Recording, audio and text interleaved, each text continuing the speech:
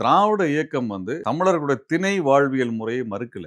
எந்த இடத்துலயும் போய் முருகன் சிலையை உடைக்கிறேன்னு பெரியார் நிக்கல. அவர் பிள்ளையார் சிலையை எதிர்த்தாரு, ராமன் வழிபாட்டை எதிர்த்தாரு. 2மே ஆரிய படையெடுப்பாக இருந்தது. பெரியார் முருகனையோ, ஐயனாரையோ கை வைக்கல. நாட்டார் தெய்வ வழிபாட்டு முறைகளை மறுக்கிறேன், அதை நிறுத்துன்னு சொல்லிலாம் பேசல. அதெல்லாம் அதிகார மையங்கள் கிடையாது. அதெல்லாம் சுரண்டல மக்கள. முருக வழிபாட்டு முறைகள்லயோ, அல்ல ஐயனார் வழிபாட்டு முறைகள்லயோ, அம்மன் வழிபாட்டு முறைகள்லயோ நம்ம பூசாரி தான் இருக்கிறாங்க. அந்த மாநாட்டுக்கு தன்னுடைய விடுதலை பத்திரிகையில் விளம்பரம் போட்டார். இலவசமாக பெரியார் விளம்பரமே போட்டார்.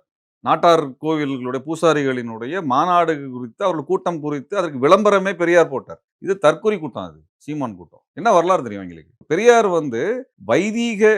வைதிகம்னா கூட அவங்களுக்கு தெரியாது என்னன்னு. சமஸ்கிருத வகைப்பட்ட, ஆரிய வகைப்பட்ட கடவுள், அதனால் வந்த பார்ப்பனிய ஆதிக்கம், அதனால் ஏற்பட்ட சுரண்டல், அதை எதிர்த்து சண்டை போட்டார் பெரியார்.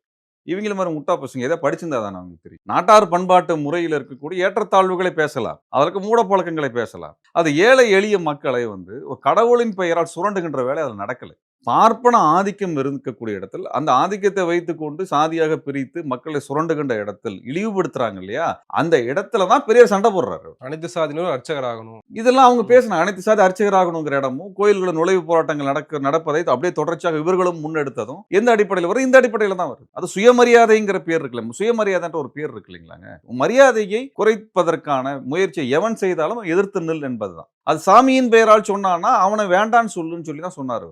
இலக்கியத்தால் ஒன்றுபட்டு உன்னை போன்ற மக்களே வரலாற்றை படைப்பார்கள்.